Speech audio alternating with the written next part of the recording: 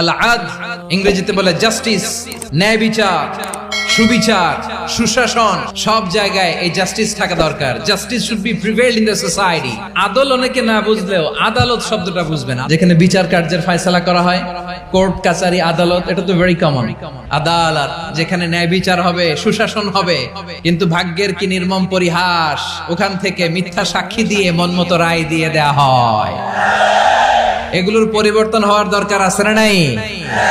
আদলের বিপরীত হচ্ছে জুলুম। যে সমাজে আদল থাকে না, সেই সমাজে জুলুম মানুষের ঘাড়ে চেপে বসে। জুলুম মানে হচ্ছে বৈষম্য। বৈষম্যের স্থান ইসলামে নাই, অবিচারের স্থান ইসলামে নাই। আল্লাহ তাআলা বলেন হাদিসে কুদসিতে, ইয়া ইবাদি ইন্নী হারামতুয যুলমা আলা নাফসি ওয়া জাআলতুহু বাইনাকুম মুহাররামান ফালা তাযালামু।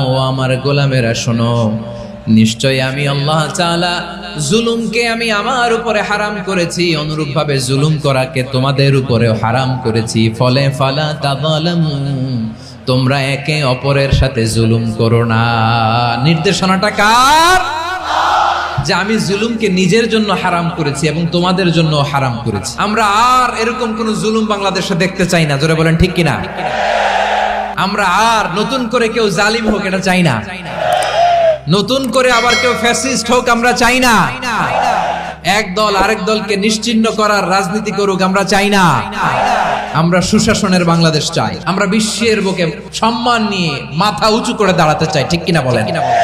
আল্লাহ তাআলা আদলের আদেশ দিয়েছেন, সুশাসনের, ন্যায় বিচারের আদেশ দিয়েছেন। ইন্নাল্লাহা ইয়ামুরু বিল আদল। আমাদেরকে আদল প্রতিষ্ঠা করতে হবে। জুলুমের সাথে ইসলামের কোনো সম্পর্ক নাই। পশ্চিমারা আমাদেরকে ইনসাফ শিখায়, আমাদেরকে সুশাসন শিখায়। আর ইনসাফ, সুশাসন, ন্যায় বিচার, সুবিচার, জাস্টিস কারে বলে? বিশ্বনবী